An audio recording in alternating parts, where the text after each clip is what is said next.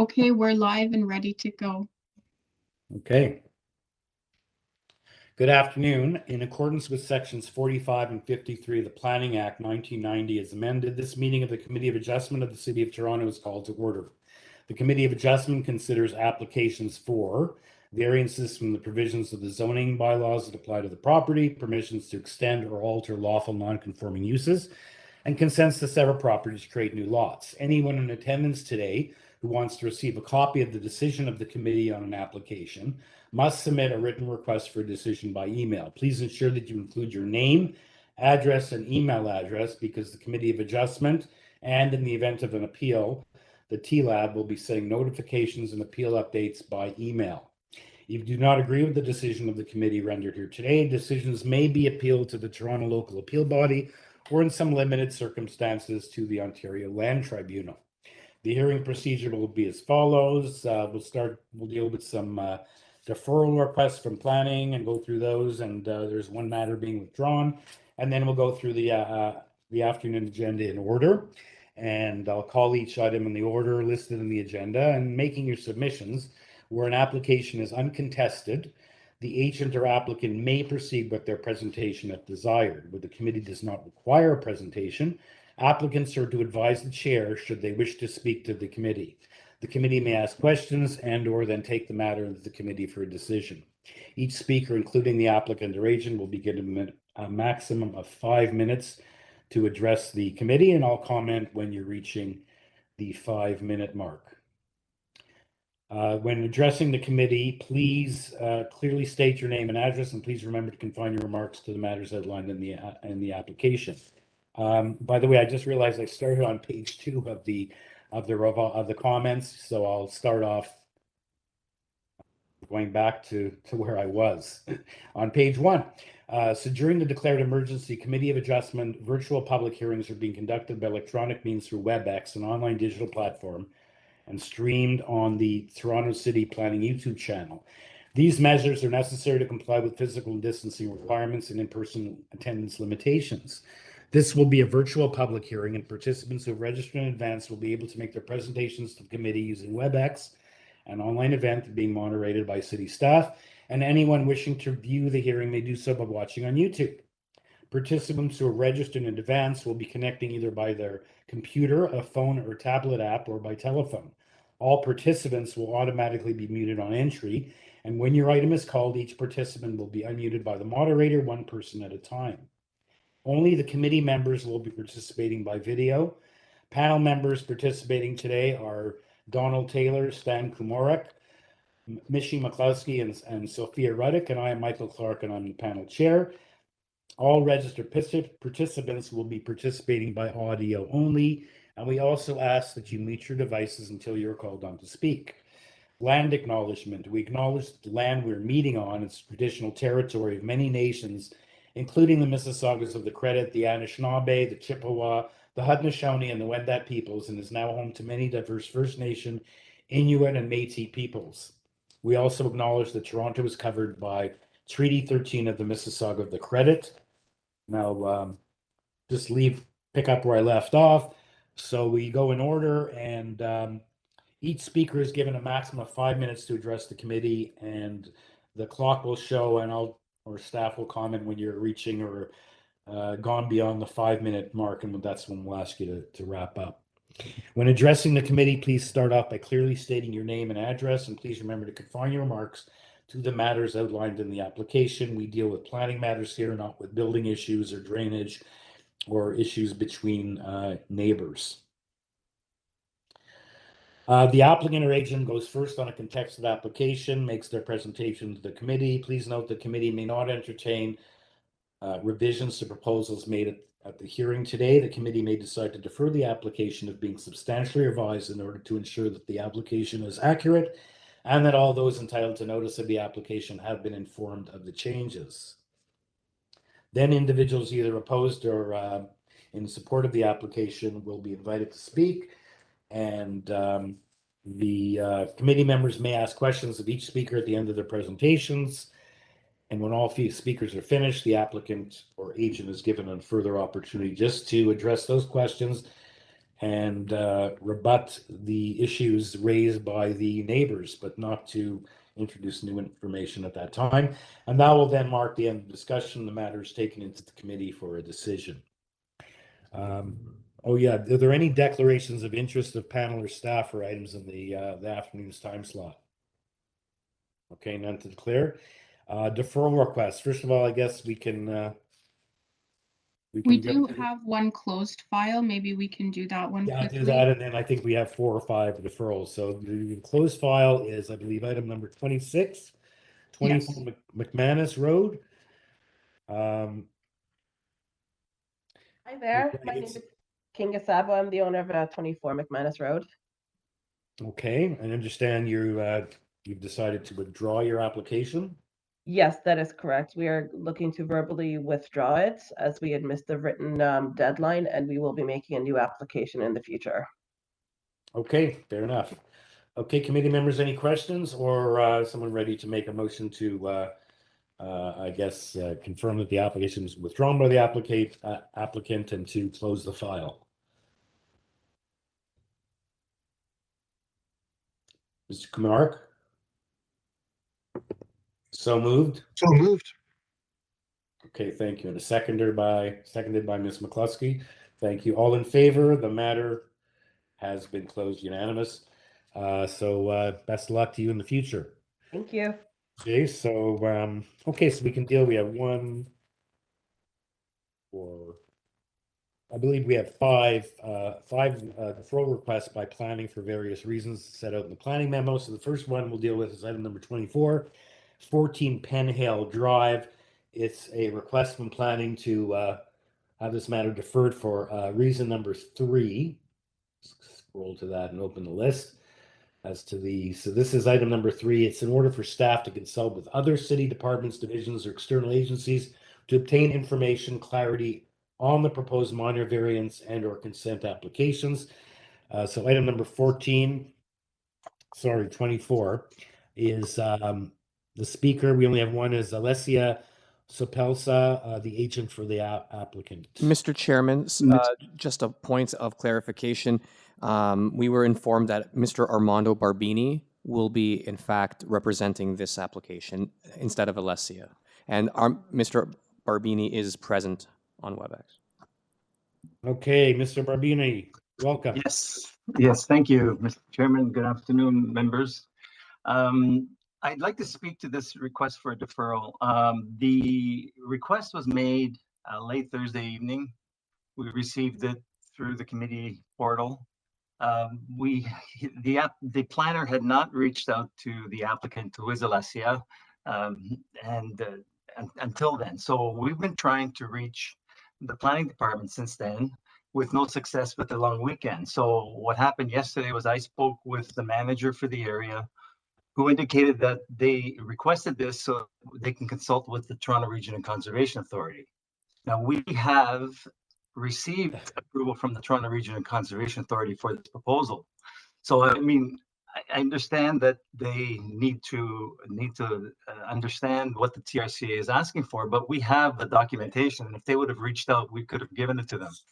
And the other, so you would like to proceed? Yes, so I we'd like think to Mr. proceed. Yeah. This afternoon. I note that there is only one variance for this detached dwelling with an attached garage.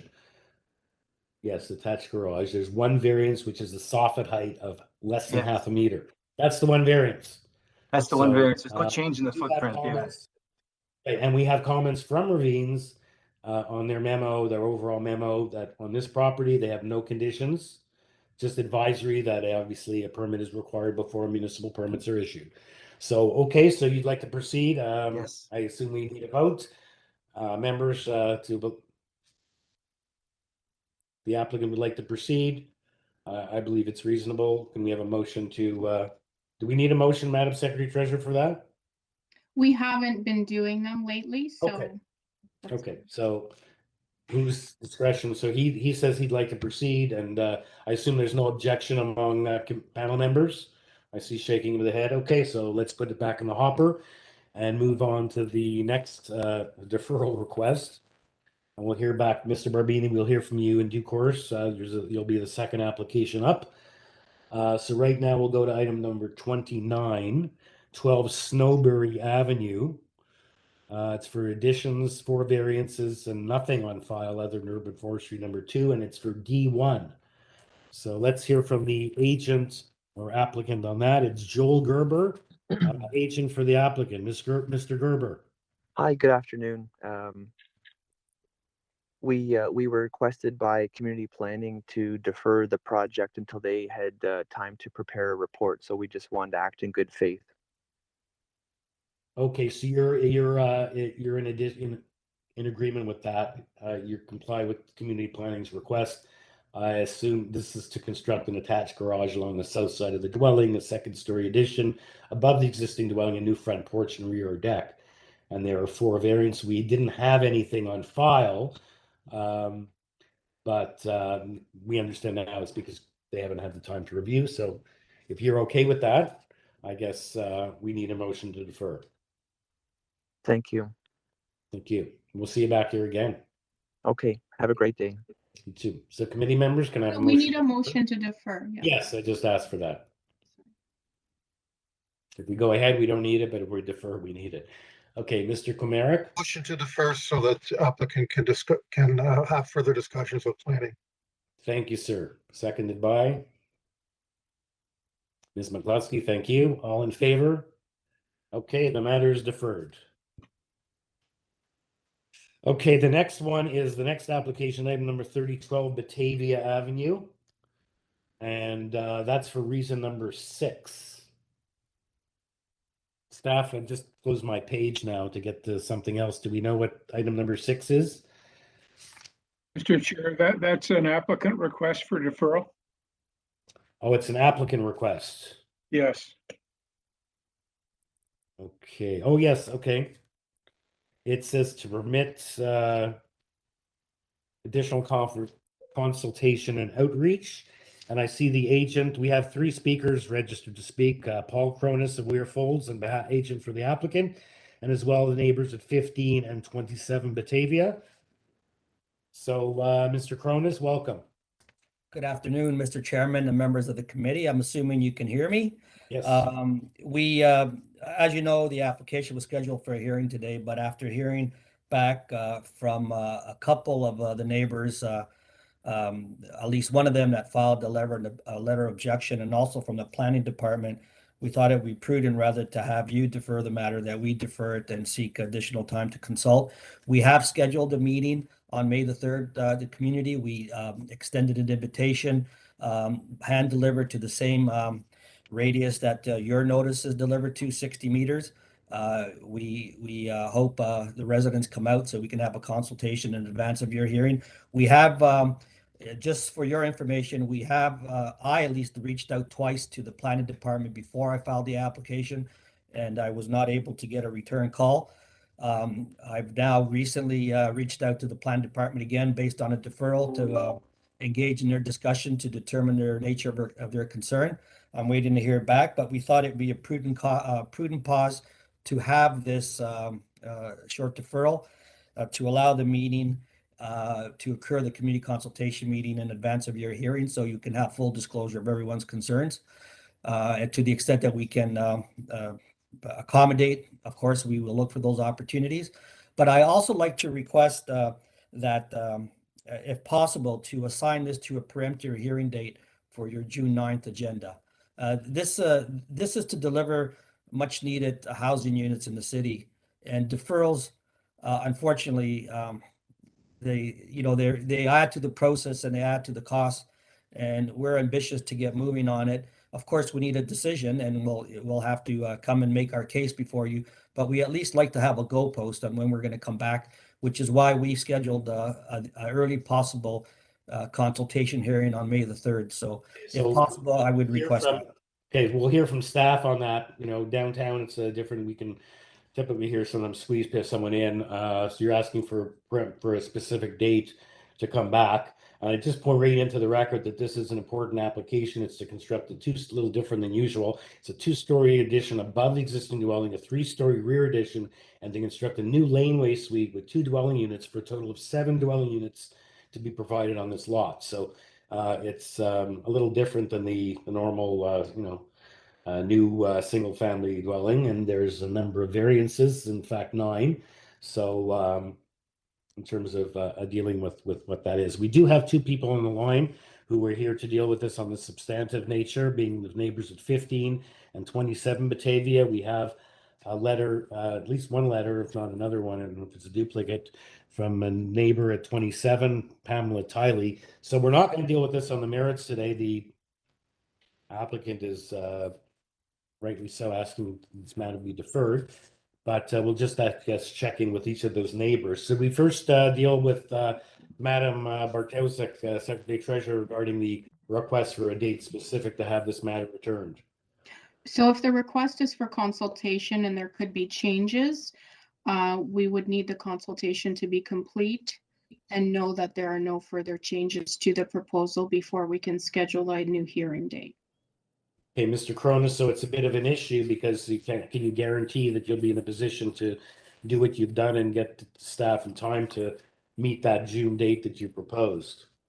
I understand, Mr. Chairman. I just thought I ask because of the nature of the proposal.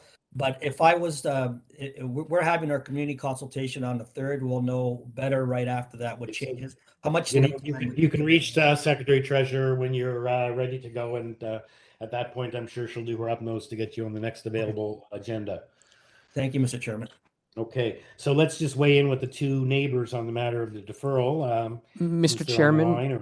Chairman, sorry to interrupt. We did have both of those neighbors online, and I did sound check at least one of them, but they dropped off. They must have dropped off when they heard that this might be getting deferred. Okay, so unlike last week, we sort of went on without, we had communication problems. At this point, I don't think there's any harm done to proceeding in their absence. They probably have, on purpose dropped out, knowing it's going to be deferred, but in the event they're not, there's nothing substantive because this matter is going to be deferred. So, Mr. Chairman, I should let you know they did reach out by email yesterday, and I have informed them that I will be seeking a deferral consistent with my email, so that may contribute to that.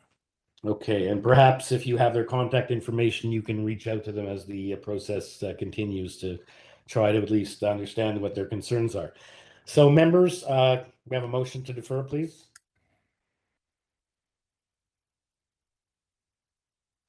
Sorry, I was looking down. I didn't see the hands up. I'll go short. Okay, thank you. Seconder for that? So we have Sophia Ruddick moving and Michelle McCloskey seconding. All in favor? Matter is deferred. Thank you, Mr. Cronus. We'll see you again. Thank you. Bye now. Okay. The next deferral item is the very next application, item number 31, 37 Meadowcrest Road. It's for a detached dwelling but attached garage. We do have revisions. 4 variances, now 3, 1 revised, and staff is requesting a D2 as the reason. And we have 1 speaker, Marin Zabzuni. Mr. Zabzuni. Good afternoon, Mr. Chair. Marin Zabzuni at 1140 the Queensway. Okay, welcome, sir. On the matter of the deferral being requested by staff, are you in favor or not? We're not in favor. The reason being, we spoke with staff already. They didn't have enough time to write a report. They have seen the revised drawings and revised variances, and they're in support. But they asked me to explain this to you. Okay, so we'll put you back in the hopper. So we will proceed and get you in due course this afternoon. Perfect. Thank you. The last deferral request, thank you, Mr. Zabzini. We'll see you soon. Is item number 35, the very last matter, which was already deferred from the March 10, 2022 hearing, 31 2nd Street. It's request again D2. And the speaker on this application is Mrs. Evangelista with 3 other neighbors registered to speak on the merits. Hello. Yes, I am here. I'm Evangelista present. Yes. And why is planning recommending a deferral? Sorry? We took care of everything. My apologies, Mr. Chair. You're saying that planning is recommending a deferral? I believe so. It's for item D2. Am I correct? Is that on the planning deferral memo? Or did I make a mistake? I have not seen it. Madam Secretary Treasurer? Just going to scroll back to the list. Is that on the list or am I mistaken? Yes, item 35, the planning has requested a deferral. Yeah. So all of Reason that will number be 2. posted to the file, Ida. I didn't see it, Barb, I'm sorry. And no specific reason as to why? Yes. I took care of everything with Timor about a month ago. And This we this reduced memo our is dated height. April the 12th. It's dated the 12th. And it's you're on the list as item number 2 to provide them time to review. It comes as a surprise to you and you wish to proceed. I wish to proceed, yes. Okay. We'll get back to you, I guess, at you'll be our last hearing. Okay. So, okay, in that case, let's go back up to the top.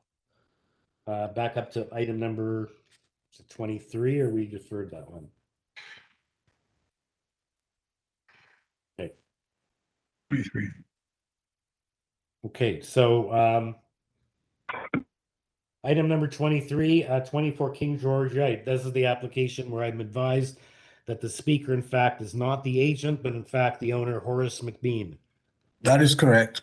Hey, just hang on, Mr. McBean, for a second. This is an application. I'll just introduce the matter. It's to construct a one-story addition along the west side of the existing detached garage. There are 3 variances. Planning is looking for a modification to variances 1 and 3, or to refuse those variances. And that's, I believe, all we have. That's, I believe, all we have is the planning report dated April the 11th. And the speaker on this application is now Horace McBean, and he's the owner of the property. Yes, all the variances were requested were corrected and submitted. It was on short notice, but they were submitted 14 days ago. Sorry, did you make these changes that community planning was asking for? Yeah, the changes were made and submitted by Paul Marchese, architect. So in order, you're telling me that you lowered your proposed lot coverage to 12% from 13.3. Your soft landscaping, you put it up to 40%, and that you've made those 2 changes? Staff, all the requests were done. They were brought up just as the adjustment committee requested or asked for. They were done. And sir, We do why not you're have speaking? those Why is your revisions. agent not speaking? Your agent is not available today? No, my agent's not available today, but as I said, Paul Marchese submitted the drawings, resubmitted the drawings with all the changes that were requested. Who did he submit them to? I think they went to Anna Mora. No. Annalisa Moore. Yes, Annalisa Mora, yeah. Because we don't have any of those changes. I guess he's willing to accept them. So if we make it conditional as planning is requesting the modification of variance 1 and the modification of variance 3, then whether or not we have the plans, it's the right. You're okay, sir, that we grant those 2 modifications in terms of you get approved on that basis, correct? That is correct. Madam Bartos, do we have to have the plans? He's agreeing to what they're asking for. If the committee's fine, then if he's making those revisions, that's up Yeah, to the he committee. says he sent them, so, or maybe in cyberspace somewhere. Okay, I guess no need for a presentation, members. Okay, any questions for Mr. McBean, or is someone ready for a motion? And I do note that it is subject to urban forestry 2.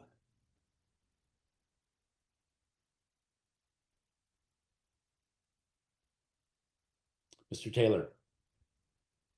Yeah, Mr. Chair, I find the variances to be in keeping with the 4 tests under the Planning Act. So I would move approval of variance 1 amended to the 12% lot coverage of the ancillary building. Now, I don't have a meter squared number for that. Is that critical, or is the percentage at 12 sufficient? Well, we should have the correct figures. Does the applicant have that?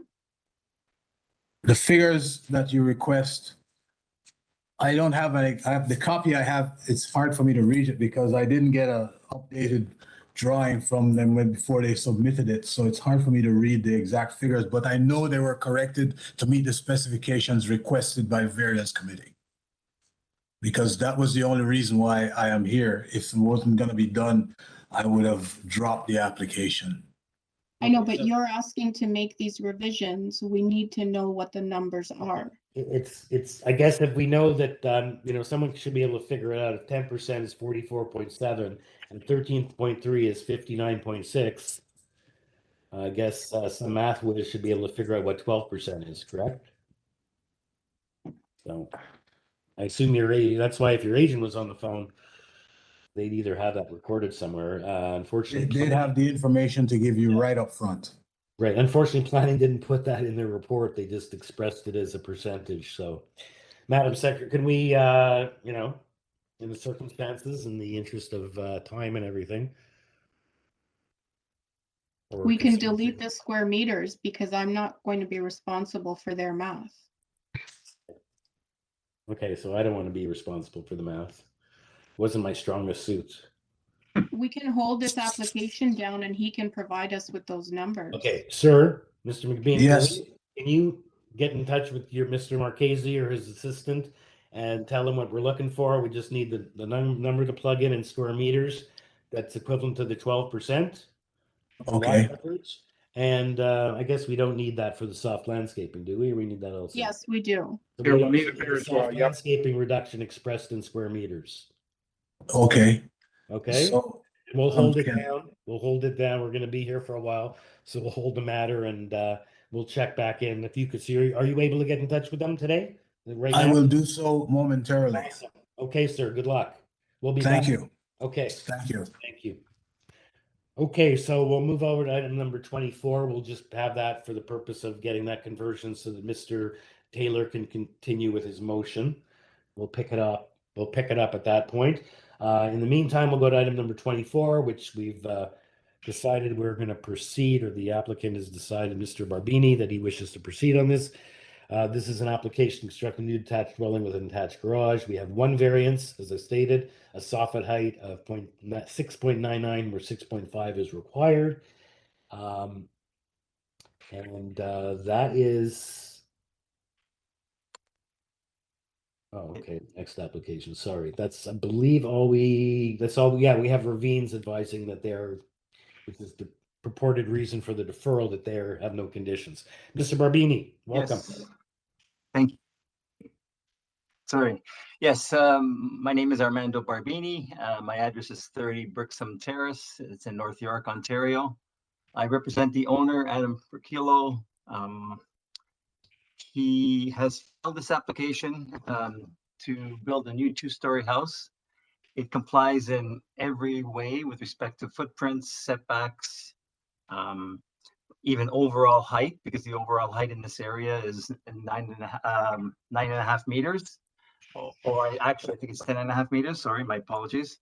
Under the old Etobicoke bylaw, there's an eaves height requirement of 6.5 maximum. Designed the house with 6.99.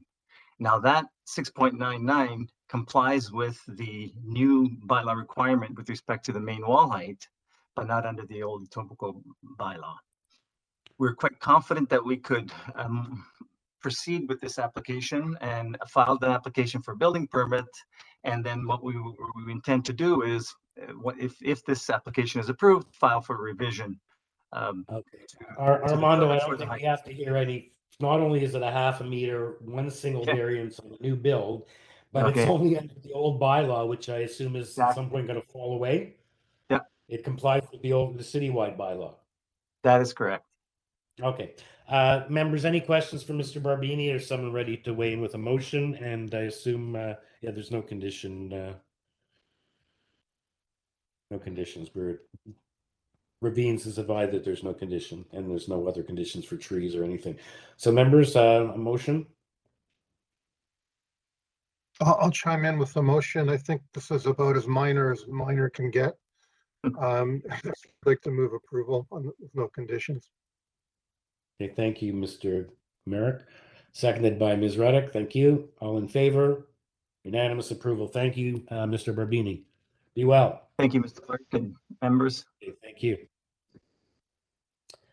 Our next application is item number 25. Again, we have a revised agenda page showing changes to the, in this case, it's to construct a second-story addition above the existing dwelling and a new front porch and side porch. There were 6 variances. There are now 5, and one of them has been reduced. The proposed front and side yard canopy, variance 6 has been reduced. We have on this application the revised zoning and plans, obviously, and the revisions, and we have 6 letters of support. And that's all we have. The speaker is Jamie Zabo, agent for the applicant. Yes, good afternoon, Mr. Chairperson and members of the committee. I'll keep this very brief. The variances requested are minor in nature and meet the 4 tests. We've been working with Daniel from your office to eliminate variance number 4 and to reduce variance number 6. The proposed single-family dwelling will be a great addition to the Norseman Heights neighborhood and has been received well by the immediate neighbors, given our 6 letters of support. We will be working with Forestry to satisfy any conditions they have prior to applying for building permit. Thank you for your time in hearing our application for 68 Coney Road. Okay, thank you, Mr. Zabo. I'll say Jamie Zabo because I see that the applicant on the next application has the same surname as you, which is not the most common surname, so that's kind of interesting. So Jamie Zabo, again, very straightforward application. I forgot to mention there is urban forestry condition number 2 being sought. I assume you're okay with that. Absolutely. Okay, so let's see if members have any questions for you, if someone's ready to weigh in with a motion.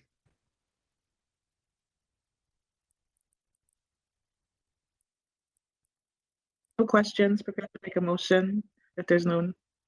Okay, motion to Yes, accept. go ahead, Ms. Reddick.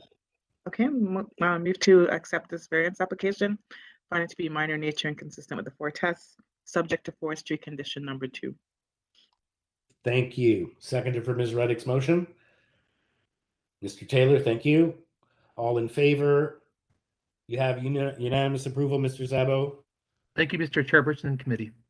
Thank you. Okay, item number 26 has been withdrawn. That was the one with the same last name as Jamie. So we'll move over to item number 27, 3 Robin Hood Road. Hi, good afternoon, Mr. Chair. If just gonna hang on for 1 second, and I see we do have 2 speakers on this application. 3 Robin Hood Road is an application again for second-story addition above the dwelling and a new front porch and side porch. No, that was the last one. Sorry. Okay, there it is. Item 27 is a 2-story rear addition, a second-story addition above the existing dwelling and a rear deck. There is only the 1 variance. And we have in the additional materials rendering of maybe we can get that up to show what is permitted versus what is proposed. And we have a forestry permit. Other than that, we don't have anything on this application. No other conditions. And the speaker is Sandra Gava, the agent for the owner, as well as the neighbor at 14 Wimbledon Road. Okay. Welcome. Ms. Hi, good Gava. afternoon, Mr. Chair. This is Sandra Gav at 31 Chamberlain Avenue. We would like to request a deferral today for this application, and that is to work with the neighbor that's at 14 Wimbledon. He has some privacy and overlook concerns, and we would like some time to redesign and address those issues. I see. Okay. Yeah, I see there is only the single variance, which is that the rear platform is higher than 1.2 meters above the ground and will extend a total of 2.37 meters beyond the rear main wall. So obviously it's at your prerogative, and you have the neighbors at 14, either Mr. Hong or Ms. Huey on the line, I guess. So many members, the applicant is requesting a deferral. Can I have a motion to defer? I guess we don't have, we'll just check in with the, I guess we should check in with the neighbor. Is the neighbor at 14 on the line? Mr. Chair, this is another example of the neighbor having been on and then is no longer on the application. Okay, I figured that maybe, watching to see that this matter was getting adjourned as they agreed with the agent. So, okay, can we have a motion to defer this matter for the reasons stated by the agent? Mr. Chair, Taylor? I'm prepared to make a motion to defer, but I would just like to ask the agent, did you consult in advance with the neighbor who needs to be corresponded with? I think we ran out of time in order to provide revised materials to the committee. We did have some consultations, but they went back and forth, and it got to this time where. Yeah, well, yeah, it's unfortunate because I think, as you and we know, this is a very minor application, and I think a 5-minute conversation could have avoided this. But at any rate, that didn't happen. So I move to defer per your request. Okay, thank you, Mr. Taylor. Seconder for that motion. Mr. Kumarik, thank you. All in favor? Okay, the matter has been deferred. Thank you. Thank you very much. Next application is item number 28, 41 LAPP Street. It's an application to construct a new detached garage. We have a yellow highlighted revised sheet showing changes. So there were 5 variances. There still are, but 3 of those have been revised. We have the revised plans and waiver. We have a cover letter enclosing the most up-to-date drawings. Planning is requesting refusal of the application. That was before the revisions. I'd like to hear from the applicant on that and whether there's any change in their position given the changes. And they said, however, if we approve it, they would like a condition that no habitable space included in the garage. And in the additional materials, we received a cover letter and a support petition. Speaker on this matter is Stephen Key of Design Plan Services. Good afternoon, Mr. Chair and fellow committee members. My name is Stephen Chi. I'm a planner from Design Plan Services. Okay, sir, I just introduced the application and I referred to the negative planning report. And that was before, it looks like it was before the changes when you look through the letter and see what they referred to as what you were asking for. So I'm just asking, do you know, was this what planning requested or do you not know that? So this revised plans and zoning notice have been, the revised plans have been provided to planning staff and they have acknowledged the changes and the zoning notice came later. However, planning is still not satisfied with the revisions. They're not still satisfied. Okay. Was I wrong? Was that covered or they said they made the following changes? I thought something had been remaining changed. Okay, so that's fine. So would you like to make us a presentation then as to why this application is worthy of support? Sure. So I already talked about the planning staff report, which is still not satisfied. However, we did make revision as much as we can to satisfy planning. And I think planning has a condition, I recommend a condition that no habitable space is provided in the garage and there's no intention to provide that. So we're okay with that condition. Yeah, that was their fallback, right? Yeah, that's correct. So further, we have received letters of support from surrounding neighbors. About 11 neighbors have provided support, including immediate adjacent neighbors from 39 and 43 LAPP Street, which are from both sides of the subject property, as well as 470, 472, 474, 476 Maybank Avenue, which are located directly to the rear of the subject property. The proposal is to construct a new detached garage fronting the laneway at the rear of the property, where an uncovered concrete parking pad currently exists. I would like to note that the subject property is the only property on LAPP Street that does not have either front yard parking or rear yard detached garage. All the other properties that do not have front yard parking have a detached garage located in the rear and are accessed through the laneway. I'll just go through the variances that planning has concerns. So variance number 1 and number 2 pertain to the size of proposed detached garage. Variance number 1 pertains to lot coverage, and The revised lot coverage of the garage is 18%, which is 51.55 square meter. Variance number 2 pertains to the floor area of the garage, which is also 51.55 square meter. The proposed garage will be located on the top of an existing uncovered parking pad located at the rear of the property, which is larger than the footprint of the proposed garage. It is of a typical size for a double door garage. As shown on the parking plan in the updated drawings, drawing SK-8, the garage would just, so that's a parking plan inside the garage. The garage would just fit the 2 vehicles that the property owners currently own, with a small space on the west side, about 1 meter in width for household storage. That's correct. That's the plan. Detached garages of similar sizes can be found throughout the area, as most properties in the area are accessed through a laneway garage located at the rear. This condition can be seen from the area photo submitted in my cover letter dated April 14th. Further, through our research of the area, similar or larger garage has been approved previously in this area. The largest garage approved is 79.9 square meter with a lot coverage of 23% of the lot area. Variance number 3 pertains to the side yard setbacks of the proposed garage, which will be located 0 meter from the side lot lines. Garages with similar conditions are also exist on the same laneway as well as in the rest of the area. Photos of garages with 0 or smaller side yard setback are also included in the cover letter. I would like to point out that the subject property is currently zone RM, which is why it's subject to the setback requirement. However, on the east side or the other side of the laneway, properties fronting on Batavia Avenue are within the R zone, where no minimum side yard setback for rear detached garage is required. Further, under the former York zoning bylaw 1-83, there is also no side yard setback requirement for rear detached garages, which is why many of the existing garages in the area have very small or no setbacks to the side lot line. It is our opinion that the proposal will be in keeping with the existing character and won't have any adverse impact on the adjacent properties.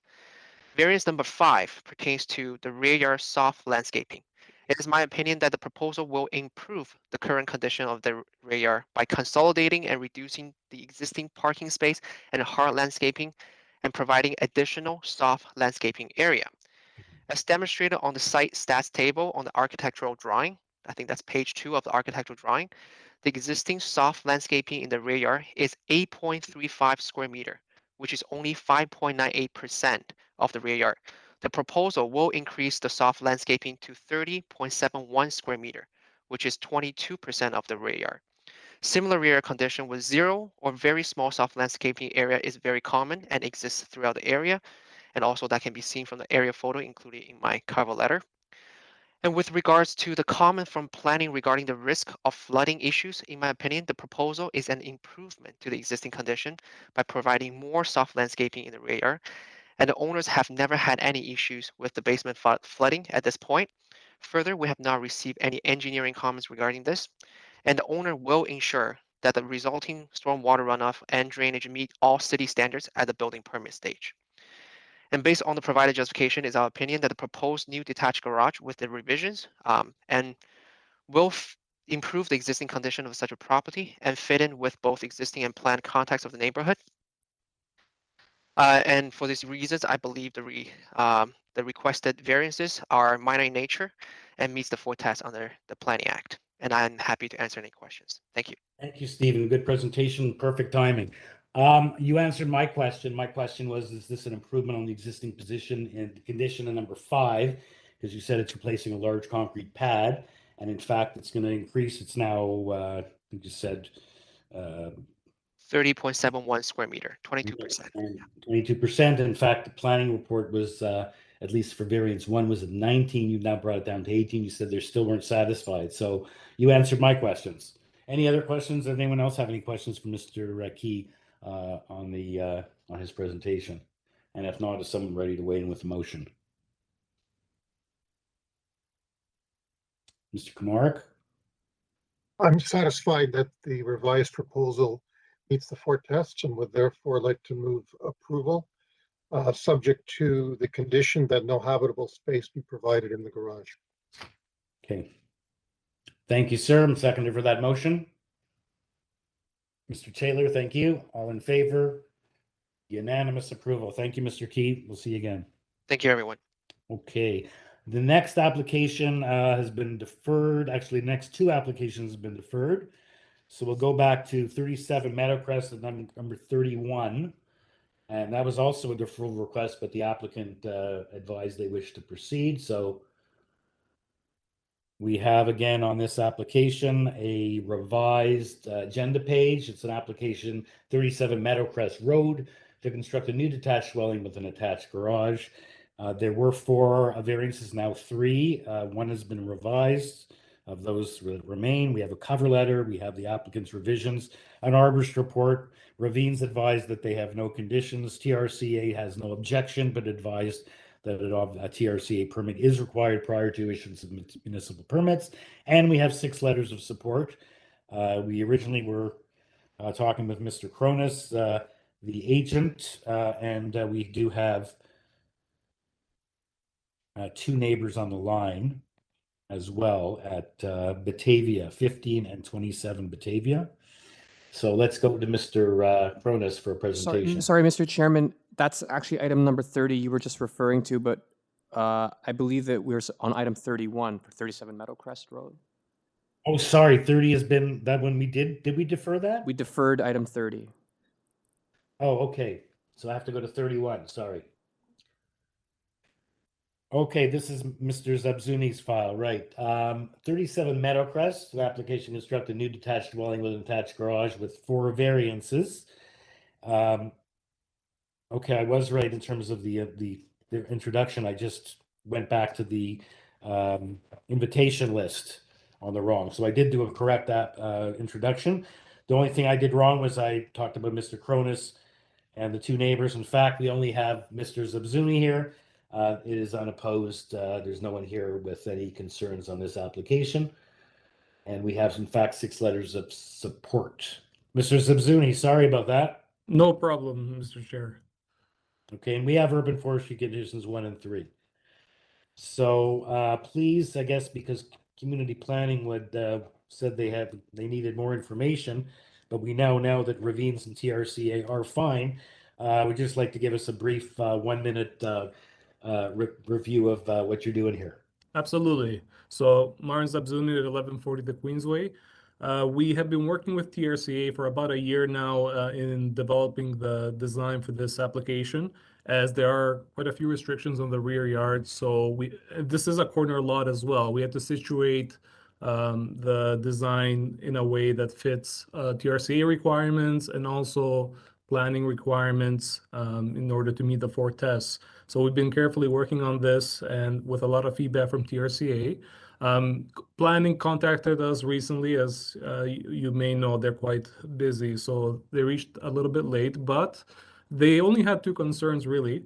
One being the building height, which is number 3. We have revised to their satisfaction. And the other variance number 4, they just said, you know, it wouldn't be a big change to remove that variance, and it just be for the best to make this application even more compelling. So we had changed that, revised it, and removed that variance as well. Now, something to note is that 8.46 height meter is actually more towards the rear. There's a sloped flat roof that kind of oversees the backyard. So in terms of a massing perspective, this is insignificant towards the street view because you don't really see this from standing street view. So the actual building height from eye level, it's even lower than the 8.46 meter.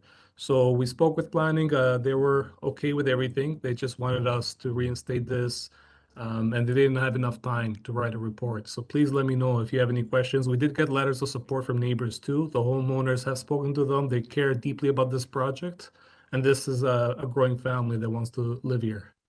Okay, thank you, Mr. Zuni. So having heard what you said, and given we're sort of planning did look for a referral, would it be appropriate in this situation, given your explanation about the height, which is the big variance, that it be tied in some way to plan so that it's not the overall height at that level? Sure. And if so, could you recommend what plan, if a committee member wishes to attach that as a condition, which plan that should be tied to construct as illustrated? with respect to the height of the property in that particular variance. If you're asking me in terms of which plan for the height, I would say either the rear or side elevation. The side depicts the sloped roof at the back. The rear might not make it as obvious. Or So perhaps any of the side elevations. Specifically with respect to the height. So perhaps Yes. the members can work on that if they're so inclined. Okay, so thank you for that presentation. You are the only speaker. So let's see if members have any other questions for you. And if not, if they're ready for a motion, either including my suggested condition or not.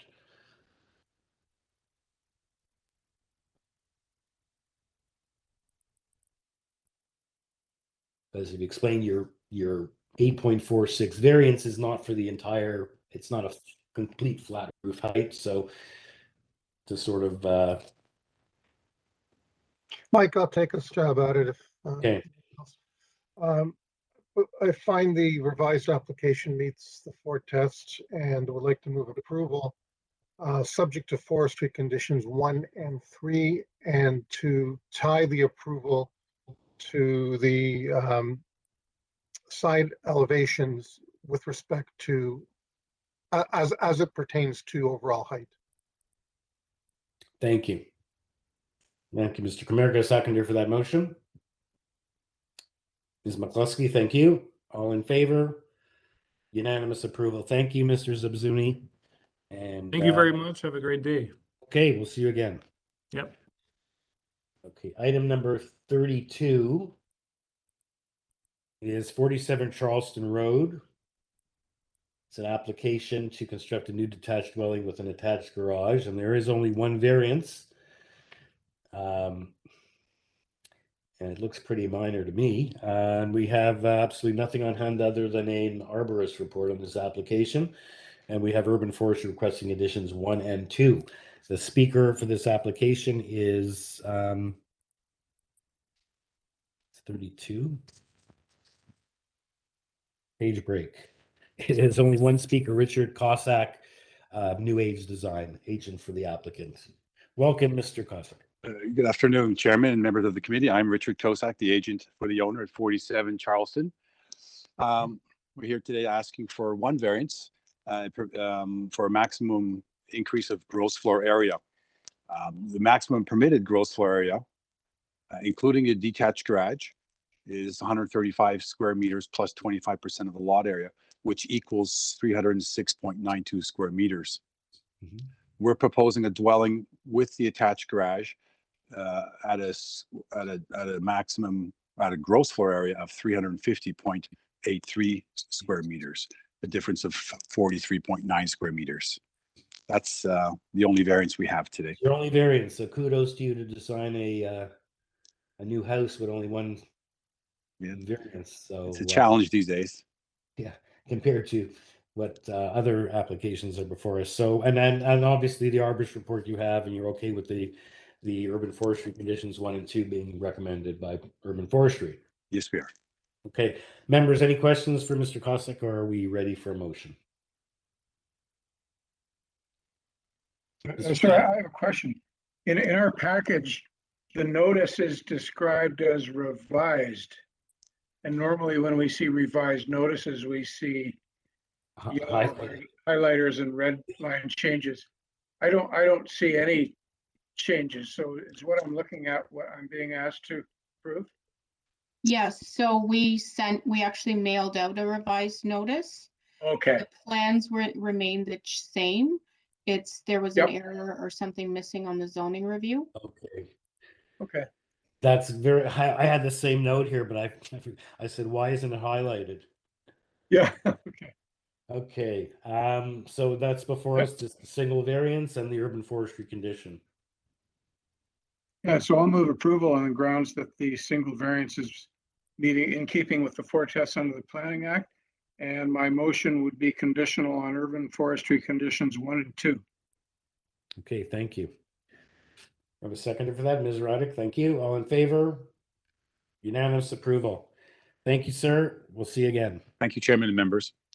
Okay. Okay, the next application is 454 Valero Drive. It's an application A, B, and C. It's for consent to sever the property into two undersized lots. And on the in the first part one, the existing dwelling will be altered and the property will be developed as the site of the west side of a new semi-detached dwelling with attached garage requiring variances to bylaw. And the other part, the existing dwelling will be altered and the property will be developed as a site of the east side of the new semi-detached dwelling with attached garage requiring variances to the zoning bylaw. And we have all the plans and draft R plan and cover letter, previous decisions on this property. It looks like there was a refusal, July 13th, 2021, there was a refusal. It was a split decision. And planning is opposed to this application. We have urban forestry looking for conditions 2, 3, and 5. And I guess planning is recommending, they're saying their comments back February 15, 2022 continue to apply where they did not support this application. We have 6 letters of support. We have an opposition letter from 452B right next door. And yes, so I had a question for staff. This matter, and we have the speaker on this application is Sean McAfee, and we'll hear from him in a second. But was this matter scheduled in February? Like, what's this reference to February 15, 2022 memo? I don't see that this is a deferral from February. So was this matter just not scheduled, or was it deferred? So all consents are pre-circulated to development engineering and community planning in case they want significant changes or a road dedication, things like that. Okay. So they submitted that email at the time of pre-circulation. Okay, so even though it's dated February, it's just the same application, it starts a lot sooner on a consent application. Yes. Yeah. Okay, that was just my confusion. So now that's been clarified, let's go over to Mr. McAfee to make us a presentation on this application in light of the negative planning comments in particular. We do have, I guess we don't have the speaker, but we do have a letter from the neighbor at 452B. And we have the 6 letters of support, obviously, and forestry memo. Welcome, sir. Hi, good afternoon. Good afternoon, Mr. Chair and members of the committee. My name is Sean McAfee. I'm a senior planner and urban designer with WND Associates, and we were also the proponents of the previous application for my client as well that you mentioned. Since that time, I'll back up a bit. At the time of the original application, I'll call it, we did receive a planning report from planning that had some concerns with the balancing of the lot areas and as well the scale of the GFA and coverage. And so what we've done with this application is actually balance out the two proposed lot areas to provide a more even severance, and as well reduce the GFA and reduce the lot coverage down to 35 instead of 33. Since that time, we have had a chance to review those February 15th planning comments and the subsequent comments that were provided in March, I believe. We did reach out to planning staff perhaps for some elaboration as to the concerns. That was never received by myself or my client, and we intend to proceed with this application. With respect to the idea of a severance being inappropriate on this lot, we've conducted research along Valero for about this 6 or 7 block stretch, and there have been 30 severances associated with also density variances along this stretch, including both for detached dwellings like you see for 452 Valero next door, and as well corner lot semi-detached dwellings up and down Valero in various configurations. You've also seen severances for semi-detached dwellings, I'll call it travel, I guess, north and south of Valero along some of these side streets. So I do find it is a dwelling type and scale of development that is found with both within the immediate context and the geographic neighborhood, as you would be directed to look at under 4.5.1 of the official plan. With respect to the urban forestry comments, I did have a chance to review their memorandum that was uploaded earlier this week. And while they note section 3.4.1 sub D of the official plan as a grounds for opposition, I think we've taken a much more sort of holistic look at this site in terms of there's 3 trees that exist there today, 2 in the frontage along Vallermo, 1 that's within the side yard along Hallmark Avenue. The one along Hallmark Avenue in the side yard falls within the as-of-right zoning envelope for this property, and as such is proposed to be removed. The 2 in Vallermo, the 2 along Vallermo are proposed to be retained, and our client has made the necessary applications to urban forestry associated with that.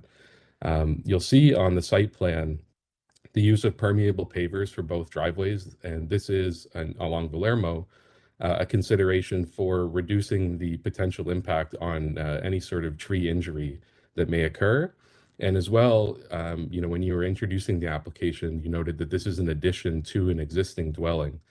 The reason for that is that preserving that front main wall along Vallermo and not, digging under a full foundation here preserves or better preserves the tree roots within that front yard area in order to make sure that they have a viable chance at survival as developed by our arborist. So I think when you look at section 5.6.1 subsection 1 of the official plan, that tells you to read all the policies as a whole, and you need to balance competing objectives where you may run into them. And in this case, section 3.1.2 sub 1 subsection E tells us that, when you're developing a built form on a property within the neighborhoods, you're to have regard for preserving mature trees wherever possible. And I think this application, in my opinion, has done that. Wherever possible, we have preserved existing mature trees. And you see that by the way of, no variances to side yard setbacks, rear yard setbacks, landscape areas, etc. There will be suitable areas on this site for the planting of replacement trees long term, both within the side yard and the 2 individual rear yards. So I respectfully accept the comments from Urban Forestry, but would ask that your consideration of this application consider the removal of the tree along Hallmark Avenue. With respect to the concerns raised by the adjacent neighbor, this primarily associated with the proximity of the driveway to the intersection of Vallermo and Hallmark Drive. And one of the reasons this application has been resubmitted and reworked overall was to address the concerns of ECS with those driveway locations. And so, as late as yesterday, Mr. Jeffrey Light and I in ECS were confirming that he is okay with the slope and the arrangement of the driveways. A revised plan was provided to him. I'm not sure if it's made it to the AIC, but I can tell you that the revised plan that addresses the ECS comment about the driveway slope is the same as this plan, but for the driveways being labeled with their individual sloped sections. So certainly if this proposal was to be tied to plans, which I believe I will be making that request to you, there would be no issue accommodating all the necessary functions of the ECS reviewer. And so just in closing, I really do believe, and it's my opinion, that this lot can appropriately accommodate the size of building, the scale of building that's proposed here, and it can accommodate all of the necessary functions within each of their own individual lots. The amenity areas are appropriately sized. They conform to the bylaw with respect to setbacks and landscaping. Parking is provided for and accommodated for in accordance with the zoning bylaw.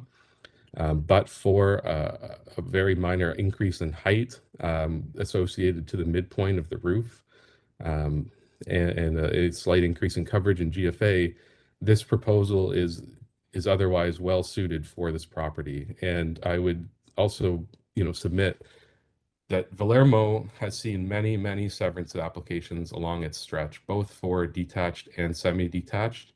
and in mid-block and corner configurations like you see here. So I don't think this is a form or type or pattern of development that will contribute to any sort of destabilization and is in accordance with the 4 tests of the Planning Act. Thank you. Thank you, sir. And I don't know if you're over time or not because it looks like the clock didn't get started, but thank you for that presentation. So I take it that a major difference from last time is that you're no longer going to build 2 semis from scratch. You're going to live with the front facade of what's there. What about the other? Are there other variances very similar to what was before? Have they been improved? Interestingly enough, as you know, we have a rotating panel. Other than before, we have 8 members, and before, and they go around. We actually have 3 of the 4 people that were present, both for and against you when you were here last time, which is interesting. Sure. I just want to see if anyone has any questions. There are no other speakers present, but just in terms of comparing and contrasting the fact that you're using, again, rather than building from scratch, you're going to make modifications to the existing semis that are there, correct? That is correct, and that's associated with that tree preservation consideration, particularly in the front yard there. And that's why you see a staggered side yard setback along Hallmark of 1.5 to 2.3 meters. Okay. Members, any questions for the agent? Mr. Chair, along the lines that you're alluding to, personally, I would like to know numerically how what is proposed now differs from what was proposed 9 months ago when this proposal was refused. I think this is an essential thing for us to understand. The proposition is being made that this is a lot better. I'd like to know numerically why it's better. Sure. So numerically, the 2 major things were GFA and lot coverage. GFA essentially brought down from 0.78 to 0.7 for each lot, and lot coverage brought down from 42 to 35%. It's 35.1, 34.9 for each part, but for comparative purposes, 42 to 35%. You also mentioned balancing lot areas.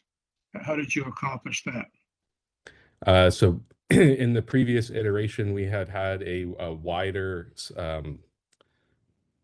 western lot, my apologies, and that was to accommodate a wider setback to Hallmark Avenue for that lot. What we've done now is split the lot evenly and provide for just a smaller dwelling, honestly, on the west lot that still provides for that setback area. So you probably had a wider frontage for the building that you were going to preserve initially? Is that part of the issue? So one of the lots was wider than the other in the previous iteration. The western lot was wider over 7 meters, and why was it wider? Just in the way, sir, that the severance line, I'll call it, was deployed on the site, and that was done so that the western lot would have a wider frontage so that it could provide a larger setback to Hallmark Avenue. What we've done here is split the lot evenly, but continue to provide for that wider setback to the flankage yard. And what that did was reduce the area of that western dwelling, along with reducing the areas in general to bring the coverage down, sir. Thank you. Okay, I actually have a question. Interesting, we have as I stated in the outset, we had community planning advising in their memo dated March 30th that their comments provided February 15th continue to apply. But you go back to the February 15th and all they wrote is that planning staff do not support the proposed consent and associated minor variance applications. Sometimes they say, and further comments will be forthcoming, but that didn't happen here unless they assumed that we would pick up on whatever their report was back 9 months ago, as Mr. Taylor said. I took a look at the minutes. It looks like we did have a memo, but I don't think that memo is replicated. So planning staff did not really give reasons for not supporting this. They did not make reference to their report in July. I'll just make that point, that they have really given us any reasons other than saying they don't support it. Mr. McGaffey, would you like to comment on that observation? What happened last? It's not before us, but there was a planning report for the July 2021 hearing? Yes, so there was a planning report for the previous hearing, and their concerns were with the lot areas and the frontages for the smaller lot on the east in particular, as well as the GFA and coverage. And so I think those have been addressed. I have, worked with Mr. Chaudhry on other files before this committee, and we did reach out for some clarification. As you mentioned, there wasn't anything really specific for me or my client to address. And I think we've done our best to address the concerns identified in the prior memo. Right. They didn't cut and paste in that old memo from 9 months ago and create a new memo. They didn't even make reference. They just made reference in March to the February, which just said we don't support it. Okay, that's my comment. Any other questions or comments, or is someone ready to weigh in with a motion? Just an observation. The coverage for one of them has, as an applicant indicated, gone down to 0.7, but the other one, they're still at 0.72. So they're still not completely equal. Just an observation. Okay.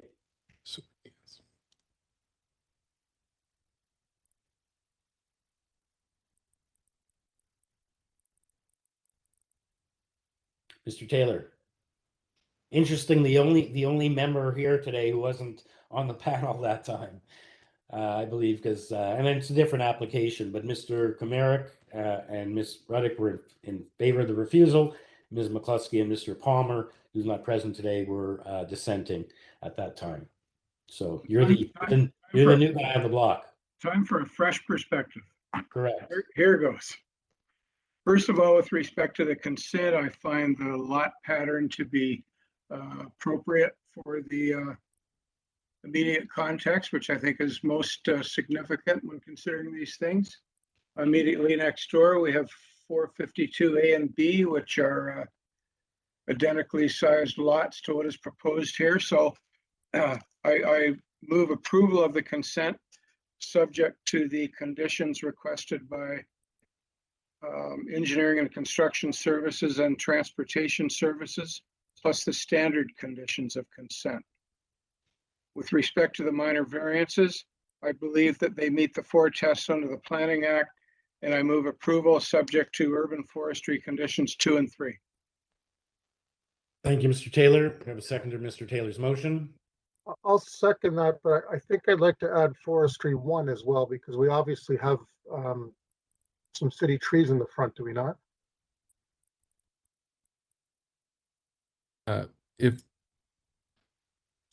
Sorry. I don't want to, I'm not going to argue against that, other than to say I'm just relying on the urban forestry consolidated memo, and they didn't. I forgot to notice whether they're on the boulevard or whether they're on the private property. So my mistake. I'll withdraw that. Okay, but otherwise you'll second the motion? I'll still second the motion. Awesome. All in favor? Unanimous approval. Thank you, Mr. McAfee. Thank you, sir, and members of the committee. Have a great day. It's been approved. Thank you. Okay, our next application. Item number 34, 8 Yarn Road. It's to construct a new 2-story addition, a 2nd-story addition above the existing dwelling, and a rear yard deck, and the existing secondary suite will be relocated to the 2nd floor. There are 7 variances. We have revised plans, not a revised notice, but just revised plans. Obviously, they perhaps did not affect the variances. We have renderings. Perhaps we can get those up on the screen. Applicants' revisions. Planning is recommending conditions of approval. No more than 2 dwelling units, constructed as illustrated, front, south, and west elevation plans that relates to primary and secondary suite entrances. We have forestry notations, and we do have some opposition letters, 4 of them, and we have materials from the previous hearing, as this matter was originally before us on December 9, 2021, and was deferred at that time. So we have the collection of materials before us at that time. And we have 2 speakers, the agent, Alexander Ilievsky, and the neighbors at 76 Linford Drive. Okay, so let's hear from the agent. Good afternoon. My name is Alex Ilievsky. I'm the applicant and I represent the owner. Giuseppe Alpinelli at 8 Yarn Road. Since our deferral, we have gone through an extensive review with Daniel Kolominski at the planning department to address all the problems that planning had with the extent of our proposal. And we reached a point where we were able to have their agreement subject to the 2 conditions that are noted in the staff report, which we agree with, and also to the forestry conditions as well. We kept it to there is a precedent on the street, number 4 Yarn Road, is a very similar house, also a modern structure and very similar in massing and in size, and so that set the precedent for the street. So in our efforts with the planning department, we adhered to those limits, and we arrived at what we have now. I understand that there is opposition. We also have support, which unfortunately came just after a day after the deadline passed. We do have support from number 10, number 6, number 4, and number 3 Yarn Road. Yeah, that was in our additional materials. I'm sorry, I forgot to mention that. We do have the support petition as well as Urban Forestry 1 and 2. There is one more, number 10, which is the neighbor to the west, immediately to the west as well.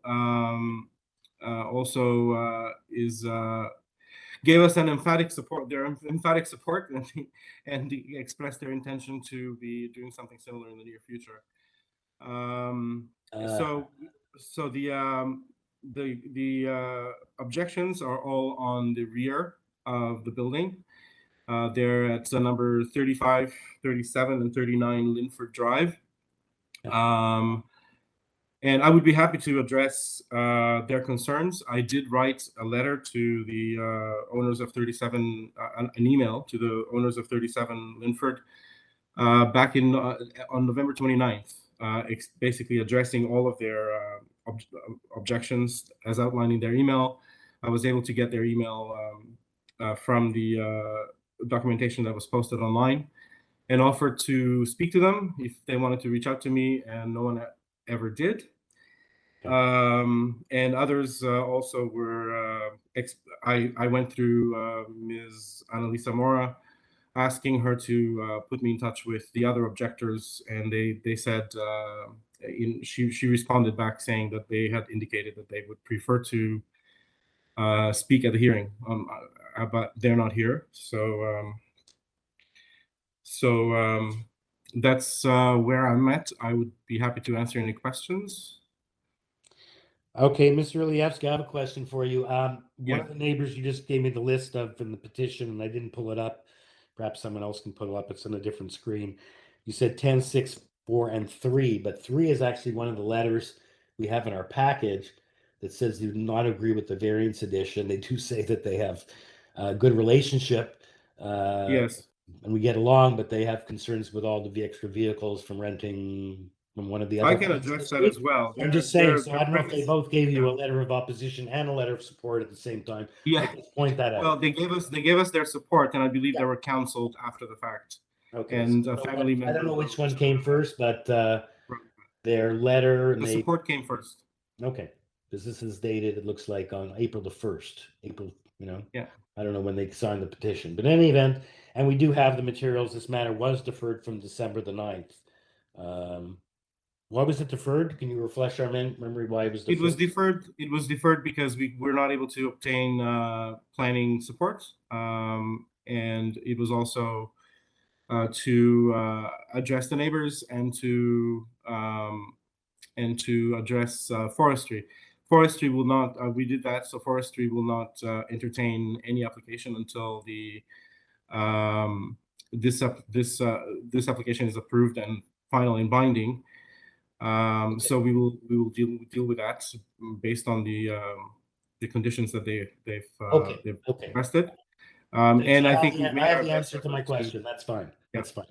So let's hear from now the neighbor at Valerie or David Moore at 76 Linford. And before we do that, I just looking at the site plan, and it looks like the letters are mainly from people at like 37, 30, and the 30 blocks, which are directly behind. This says it's from, they live at 76, unless that's an error. I don't even see 76 on the location map. So perhaps first thing we can do with Mr. and Mrs. Moore is clarify what their address and what their interest is in this application. Mr. and Mrs. Moore on the line? Hello. Hello. Hello. Good afternoon, Chairman and committee members. My name is Valerie Moore of 37 Linford Drive. Okay, sorry, that explains it. It said it was 76 Linford. I'm saying, where is 76? So 37, you're right behind. That's correct. Okay, so it was just a bit of a typo on my attendance sheet, I guess. Thank you. Okay, so the floor is yours. Let us know what your concerns are. We do have your letter. All right. My husband, David, and I own the property at 37 Linford, in which my mother currently resides. Our property, as you said, backs directly onto the house at 8 Yarn Road. My mom has lived in this house for the past 67 years, so she is very familiar with the integrity of the area and what the houses look like and what the new houses look like. These are our concerned about the proposed renovations. Okay. Variance number 1, the lot area coverage is reduced mainly because the proposed shed has been eliminated in the new proposal. However, the proposed lot coverage is still 6% over what this bylaw suggests. Variance number 2, the gross floor area and floor index are lowered mainly by the elimination of the shed. Therefore, the house size has only been reduced in size by a small amount. Variance number 5. With regards to the proposed second floor balcony, we do not agree with a balcony on the second floor at all. The proposed area of 8.52 square meters is more than 100% larger than what is allowed in the bylaw. This is not a minor variance. Our backyard is our little part of heaven in our small portion of Etobicoke. We currently do not have neighbors looking over us, as would happen if a balcony was built for the second floor secondary suite. Privacy, solitude, and noise level are very important to us, and we are concerned this will be compromised if this balcony is permitted. Variance number, excuse me, I'm still on variance 5. There are mature trees on the plans at the back of the lots of 8 Yarn Road, our house at 37 and 39 as well. These trees do not provide adequate privacy for my family who sit and entertain on our back deck. Actually, if I sit on the deck at our house, which is directly behind 8 Yarn Road, I can see people sitting on the existing ground level deck. Furthermore, some of these trees are very old and may not be there forever. And the last one that we're concerned about is variance 7. There was no mention of a secondary suite on the second floor of 8 Yarn Road in the previous proposal. This new secondary suite is apparently in violation of this bylaw. We are concerned with the suite being located on the upper floor and not in the basement as it is currently. Our community still features many single-family homes and homes with a secondary suite in the basement. Basement suite seems to be the norm for this area, and we understand this. The proposed changes at 8 Yarn Road indicate there will be 7 to 8 bedrooms, and this could possibly house up to 16 people. This house will contain far too many bedrooms and is not appropriate development for our area. We are concerned the feeling of our community will be changed greatly by the size of this proposed dwelling. In conclusion, the proposed changes to 8 Yarn Road do not follow the general intent of the city bylaws, in our view. The bylaw variances are not minor. The potential loss of privacy is a huge concern to us, especially with regards to the second floor balcony, as is the possible number of bedrooms. We hope the Committee of Adjustment and Minor Variances will ask the owner and designer to make further changes to their plans. Thank you for listening to me. Thank you. Any questions for Mrs. Moore? Located directly behind. Okay, if there are none, we'll go back to Mr. Levski. And I think one thing I want you to focus on is this particular second floor balcony, which I guess you're permitted as of right at 4 meters. Typically people, they want to round it off. So if they come at 4, meters to 6 meters or even 10 meters. Sometimes we think it's not a big deal, but that is because it's typically off a master bedroom and is a small balcony for someone to go out and have a coffee in the morning. In this case, given that it's a second floor secondary suite, it's a main room off the living room, dining room, which I always ask that question. I said, is it off a bedroom or is it off a common area? When it's off a bedroom, it's unlikely been a place for people to congregate and party.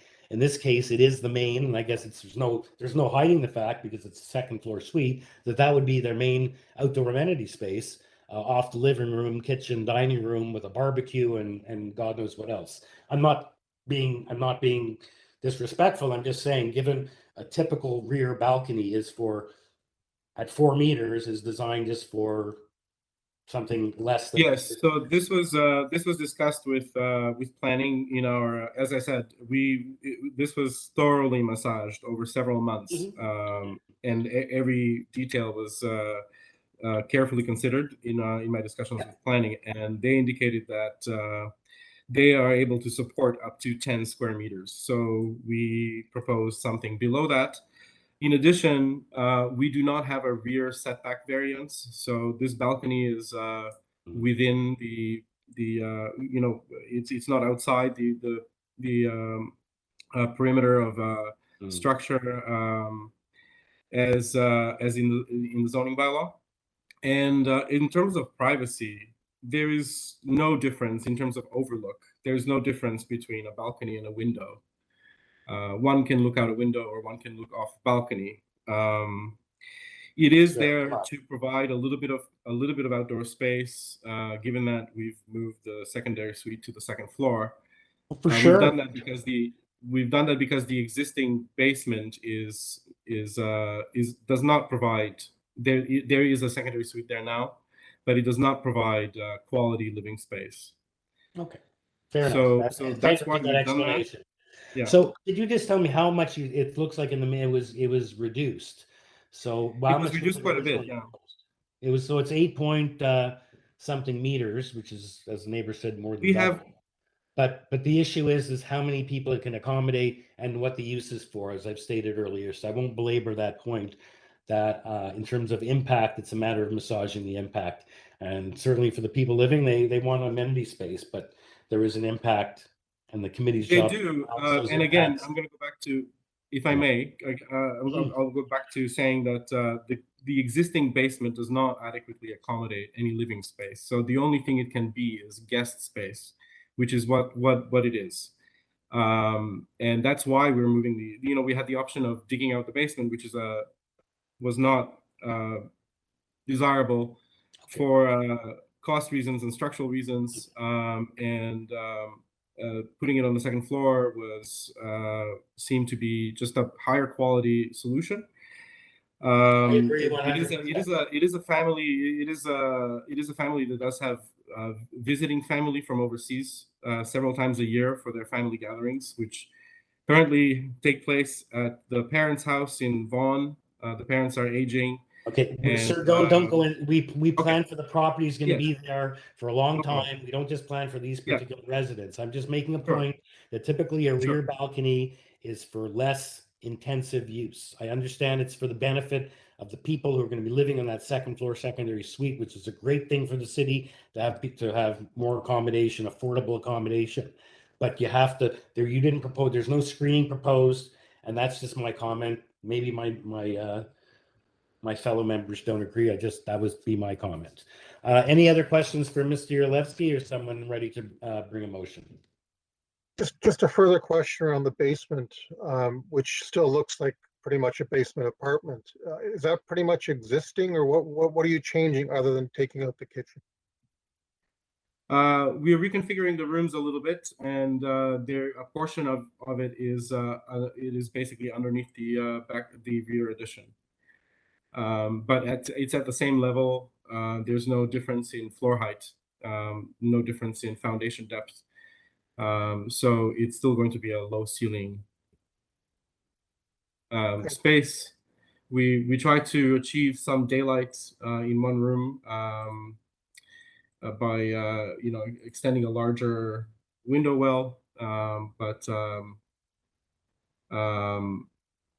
again, that was, we considered it carefully as well at the onset of the project.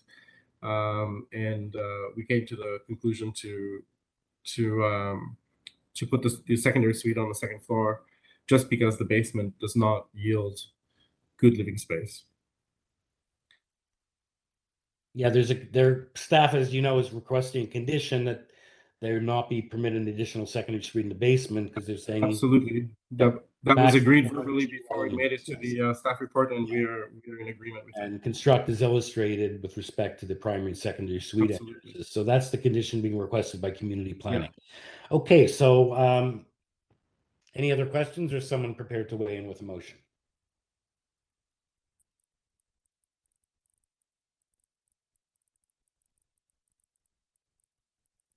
Mr. Taylor. Yes, Mr. Chair, I'm satisfied the requested variances meet the 4 tests under the Planning Act. And I move approval subject to urban forestry conditions 1 and 2 and the community planning department conditions 1 and 2. Okay, thank you. Second for Mr. Taylor's motion. Mr. Comeric. Thank you. All in favor? Okay, I will dissent just on the issue of the balcony. Otherwise, I was fine with it, but I would have not included that variance and make them thank you so much. Each them at their 4 square meters, but the motion carries and the application is approved. Thank you, Mr. Iliansky, and thank you to the Moores. Okay, so our last application of the afternoon, it was a request for deferral by staff as Mrs. Evangelist advised she wished to proceed. It's an application at 31 2nd Street to construct a new detached dwelling with an attached garage, and there are 9 variances, and we have the applicant's presentation, and planning is advised they have no problem with being rescheduled. This matter was deferred from the March 10th, 2022 hearing, as we talked about it during the deferral, but the planning did ask for that D2 condition of the deferral, and then we have 2 letters of opposition, as well as we have the materials from the previous hearing back when it was before the committee back in March. Okay, Mrs. Evangelista, welcome. We have you as a speaker, as well as 3 other speakers, the neighbors at 32, 33, and 30 2nd Street. So we'll start off with Mrs. Evangelista. Okay, good afternoon, Mr. Chair, members. Ida Evangelista on behalf of the owners of 31 2nd. I would like to start, I was working with planning, making some changes.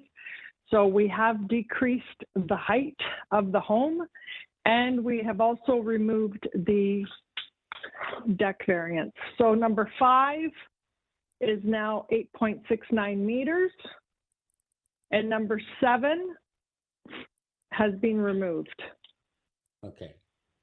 So okay. So reflecting that, or these were comments? Yes, these were comments that I had discussed with planning, but I understand tomorrow is away. So, and that's why I would like to continue, because there have been a few things that have transpired. I did myself reach out to the neighborhood with hand-delivered packages back in February. After the deferral, the owner did reach out to the neighbors that had spoke at the meeting and that had written in letters of opposition. So first of all, what I would like to state is that this is being considered a new home. However, it is an addition alteration. We are keeping the foundation. We are keeping the 1st floor. And the reason being is that number 33, they have a side yard setback of 0.34 and 0.28. So the owner, in light of how close number 33 is to the lot line, and to not disturb the soil, thought it would be best if they keep the foundation and the main walls so that it would be less impact on the neighboring properties. Now, that said, when the zoning examiner makes his calculation for addition alteration, as one would look at this and believe that it is, however, they also deduct the area of fenestration. and doorways. So we're just below that 50% of walls that we're keeping.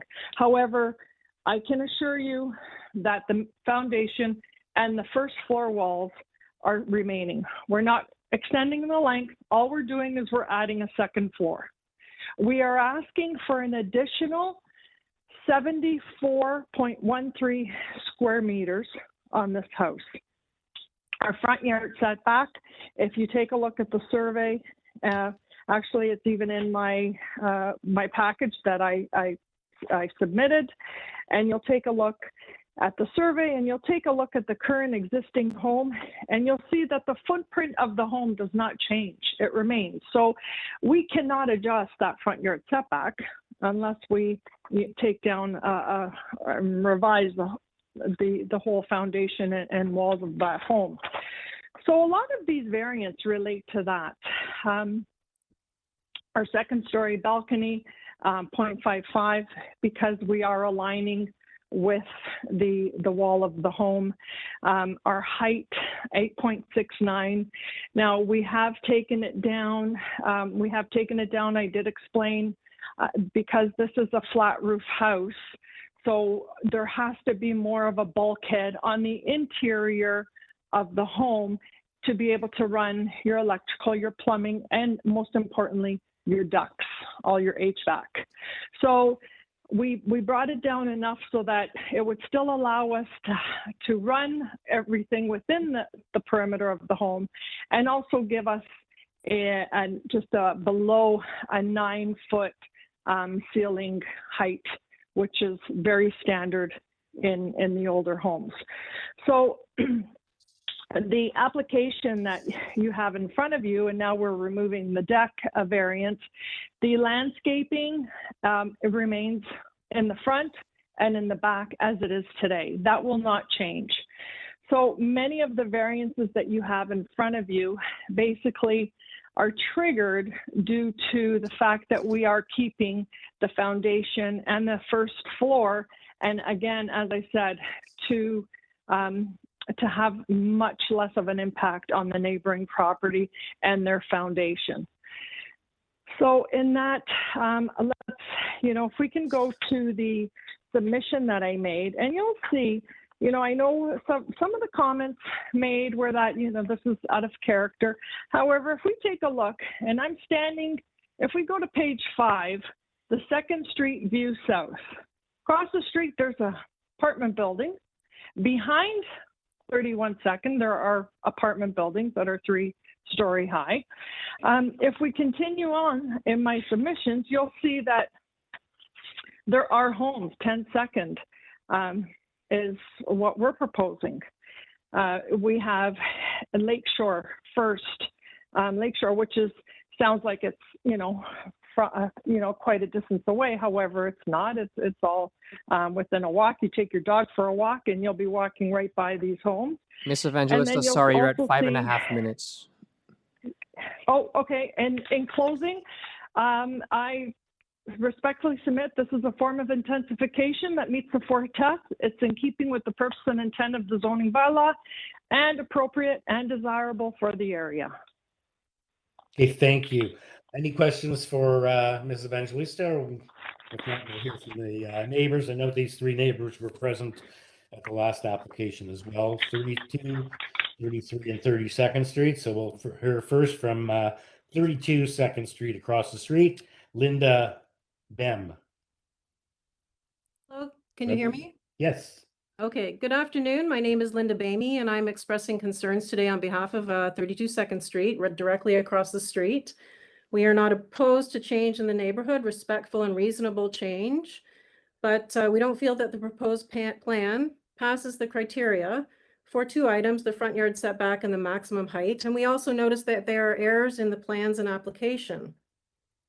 On the current, we've noted that the current plans have an error on page 06. It shows the front door foyer height 3 feet 8 inches.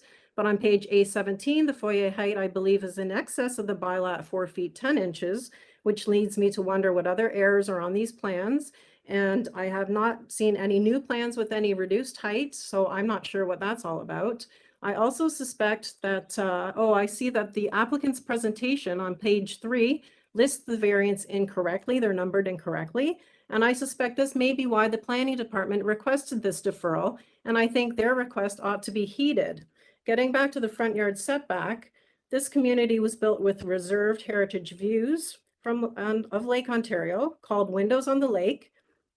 And from as far as Lakeshore Boulevard, you can look south and see these protected views, this house being 8 houses from the lake and from Prince of Wales Park. And we feel there is no tolerance for anything to protrude from a house or encroach further than the current footprint it stands on today. The applicant's presentation, page 8, you can see that all the setbacks are aligned. We are opposed to variance 2.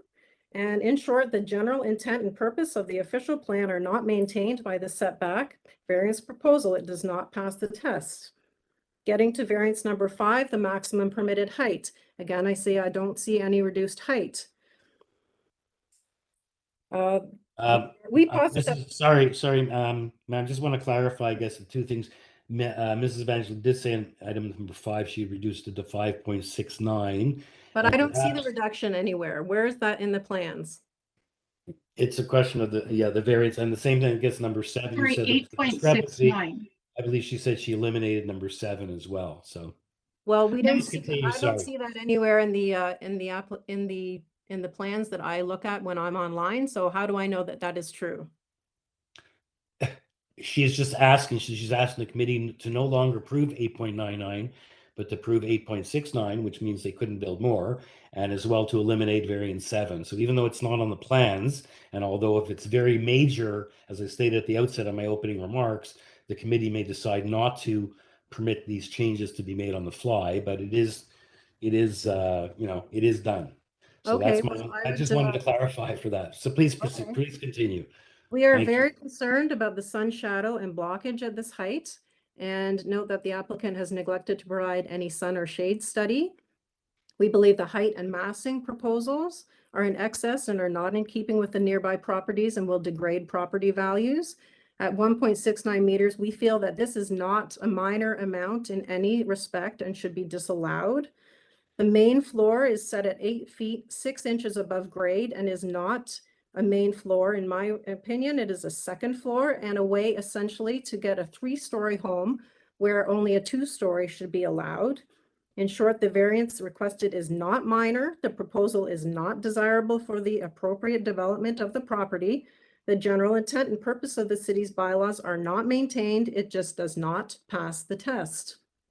Motivating people to purchase in our neighborhood is the degree of spaciousness, sunlight, skyscape, and lake view that was dictated by the zoning bylaws. We paid a higher purchase price and taxes for the enjoyment of these qualities and should have protection from contraventions of the zoning standards. Residents should be able to rely on zoning policies, and it is a breach of trust when they are diminished.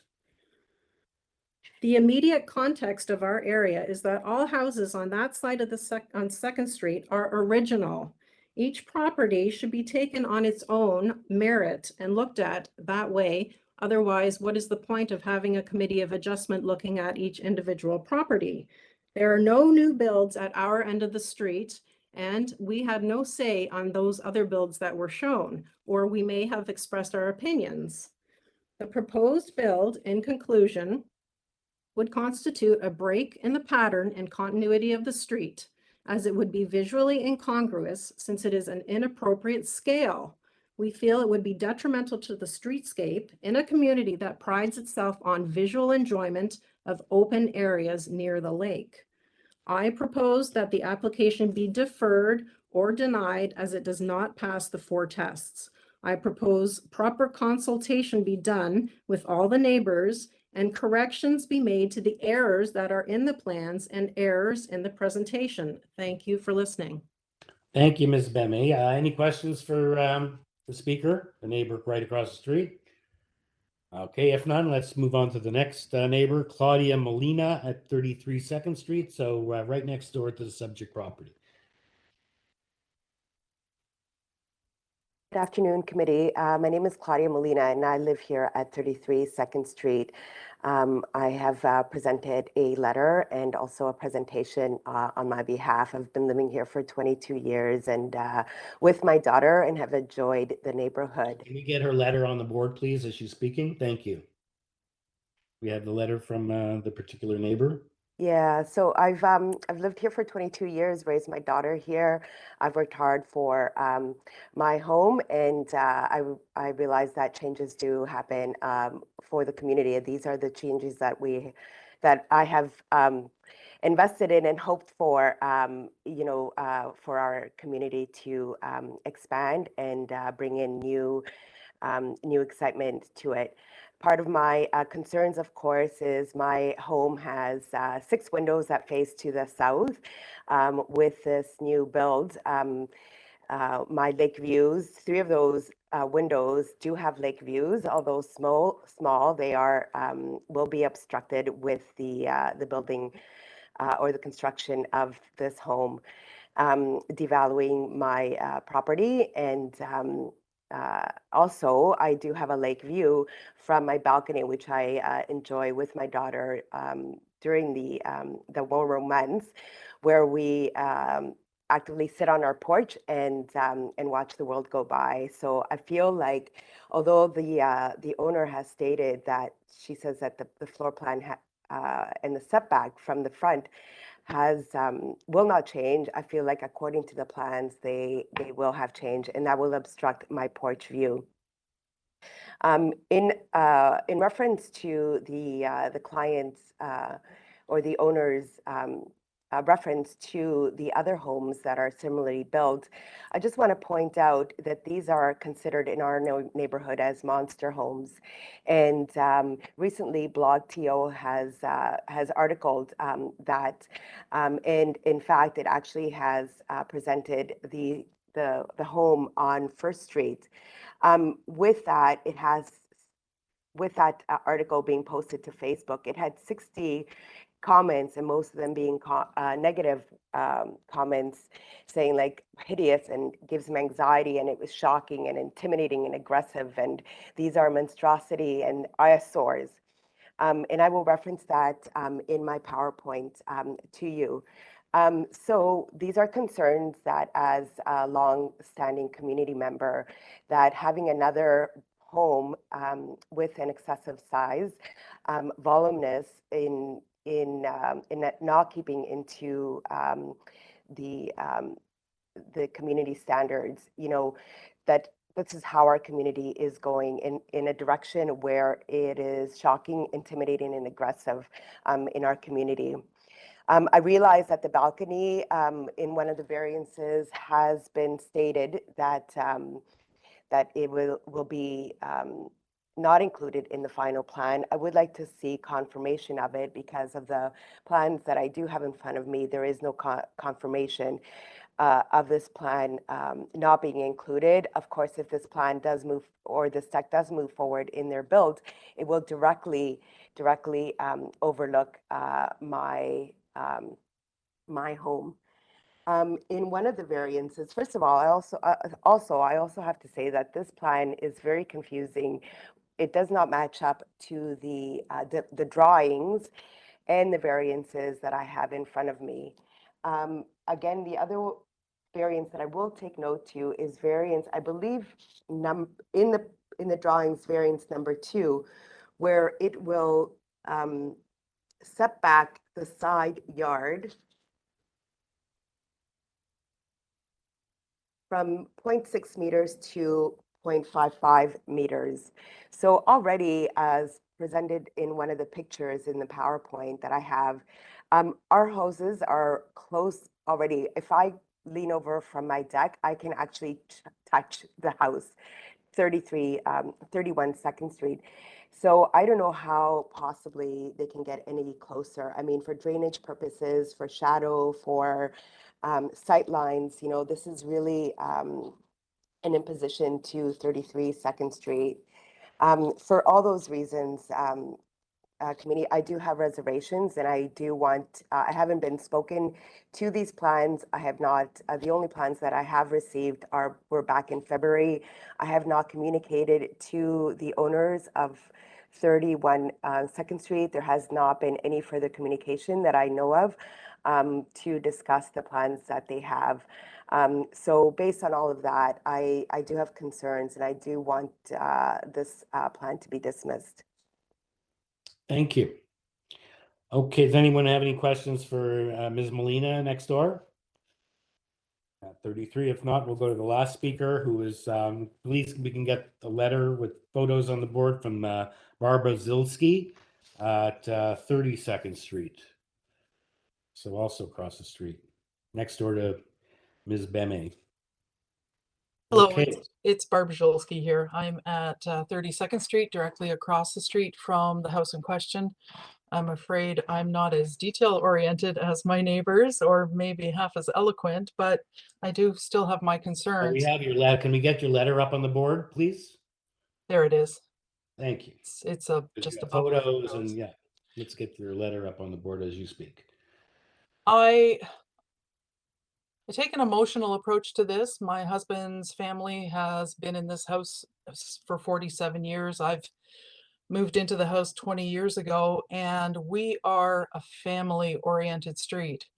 Quaint homes, vintage homes, and a huge modern monstrosity is being built in the middle of it. I have a problem with as Linda said, the front door foyer height, the main floor height. It's essentially going to be a 3-story house, and it should not be. I understand that Miss Evangelista said now it's 8.69 meters. It only brings it down 0.3 meters. It's still going to be a very big, very sterile looking modern home in our neighborhood. And my husband and I just built a new veranda so we could sit and have coffee in the morning in the sun, and there's not going to be any sun anymore. Can we please have the letter from the speaker up on the board? This is my 3rd request. Thank you. Dated March the 12th. As she speaks, I'd like to see her letter. It has photos. I think it'd be very helpful for them to be up on the board while she speaks. Mr. Chairman, I Is the have it. letter in the room? I am sharing it. I'm sharing the letter right now. Okay. There Okay, thank you. Okay, thank you. I still have a problem with the front yard setback. I think, as you can see, there's 2 cars parked, one on the driveway, one on the lawn, and I don't think that's going to change. I think it's only going to get worse with the new build. The maximum permitted height of the front door and the main floor, I think, is still too tall, and I don't think the drawings match the variances. Anything else on here? Other houses in the neighborhood, yes, I understand there have been other new builds, but we don't have to set a precedence on ours according to theirs. So we strongly believe that these variances should not be allowed. Okay, thank you, Mrs. Oz. I wanted to actually walk you through and have you, the 2 pictures you provided. I want Mrs. Evangelista to comment, or you to comment, of how much taller. You can see that your house, or the neighbor's house, sorry, your view across the street of the subject property and Ms. Molina's property and the property on their side. You can see that obviously we have, 2-story or 2-story with a little dormer attic across the street, and we have, that's why I'd love to see your picture, but obviously we're having problems. That obviously the subject property is a bungalow, and it's going to get taller, and obviously you look across the street down a block or 2 to see the beautiful lake view. So my question is, obviously it's a change, it's going to be taller. You've had the benefit of the other neighbors across the street have had the benefit of the bungalow, and it's now going to be taller. So I wanted to know how much taller it's going to be than the 2 adjacent or 3 adjacent properties. And your picture is the best picture, but it seems that we can't get it up on it is opposition letter number 1, not in the materials from the previous, but on this package.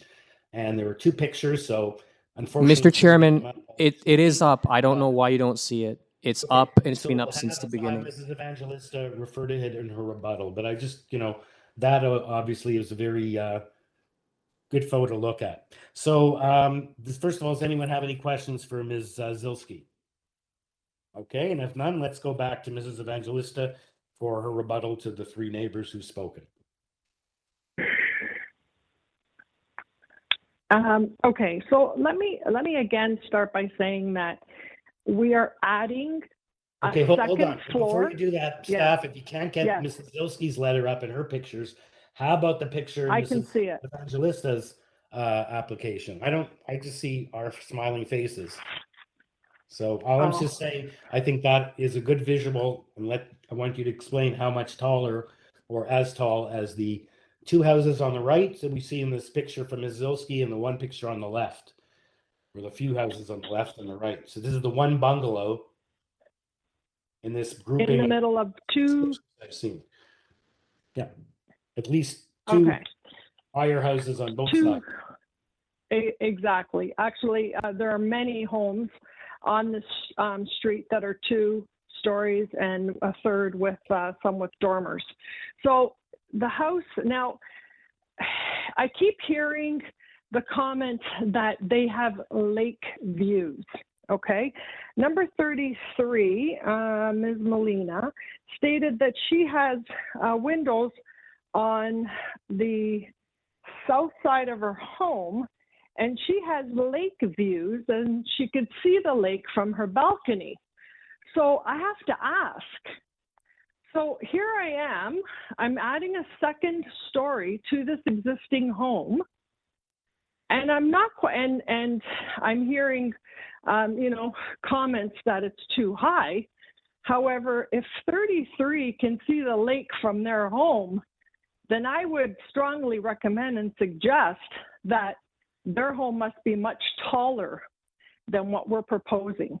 The other thing we have to keep in mind is the reason why we have a height variance is because we have a flat roof. If I were to put a hat on that house, I could go as high up as 10 meters. And then I would be most likely at the same peak, if not slightly more than the neighboring homes. So right now, actually, Mr. Chair, the comment that you made, the number 31, if we take a look at it, they have a main wall height variance too, if they were to ever do anything on their property. Sunlight. So we have sunlight. We have north-south, the backyard is east, and the front is west. I strongly and respectfully submit that there will be no obstruction to sunlight on this house. If we were to put a pitched roof on this house, then perhaps, you know, there can be comments to that regard. However, you know, I don't see how by us adding a second floor to this existing home will penetrate the sunlight views, overlook views, and to no different than what we have in this neighborhood. And I would like to also remind there's a 3-story apartment that is right across the street. Now, you know, this is a family-oriented street. Absolutely it is. And that is why the owner and his wife and his family, and they care for the mothers. That is why they want to be. They live in this neighborhood. They are part of the community already, and they want to continue to be a part of the community. The home that we are proposing, is it different? It is different. Are we to say that different styles don't get along? Absolutely. They can live harmoniously together till the end of time. So what we're proposing here will not be higher than the homes in the neighborhood. The front yard setback, as Ms. Molina commented, if we take a look at the survey, you will see that today, right now, that front yard setback is 4.69, exactly what we are proposing. As I said, and I cannot stress enough, the walls, the foundation are remaining, and that is to have no impact on Ms. Molina's property. when the owner bought this property, they would like to go in. Right now they're renting. They want to go in. They didn't want to create any impact on neighboring properties. That's why the height is kept low. I've explained why we need that additional height in the ceiling for all venting, electrical, plumbing, etc. Again, I respectfully submit that this is a form of intensification that will live harmoniously in the neighborhood. And you can see that there are many, it's an eclectic mix of various styles of homes, lot sizes from the footprint that I have submitted to you. I trust I've answered everybody's question. What happened? Thank you. Oh. 10 seconds to Sorry. spare. 10 I seconds thought, to spare. I thought I got dropped. No, you're here. So that's thank you for that. Okay. So committee members, any questions for Mrs. Evangelista or any of the three neighbors who've spoken? Please note again that at the outset, variance 5 is reduced to 8.69. Variance 7 has been eliminated. Urban Forestry is requesting condition number 1. Any follow-up questions, or is someone ready for it to weigh in with a motion?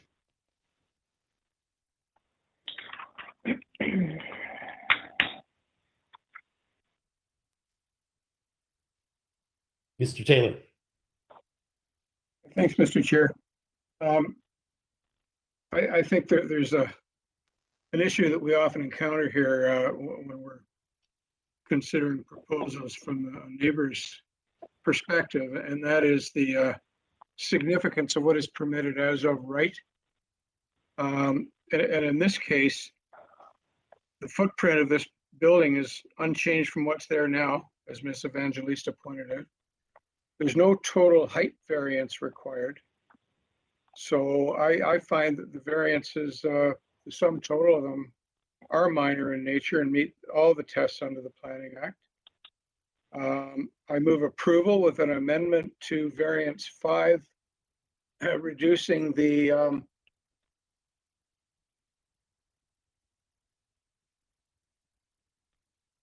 proposed front exterior main wall reduced to 8.69 meters and eliminating variance 7. So I would move approval subject to urban forestry condition number 1. Thank you, Mr. Taylor, for that motion. Do I have a seconder for that motion? Ms. McCluskey, thank you. All in favor?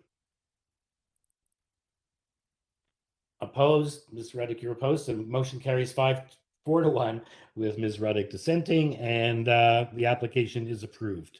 Thank you to Mrs. Evangelista, and thank you to the three neighbors who've weighed in. Okay, I believe we would be finished, but I believe we have to go back to the gentleman who was going to, Mr. McBean, I think was going to clarify what the meter service I'm here. is. I have the information you requested. Okay, which application is that again? I have to, what number was that? Application number A23.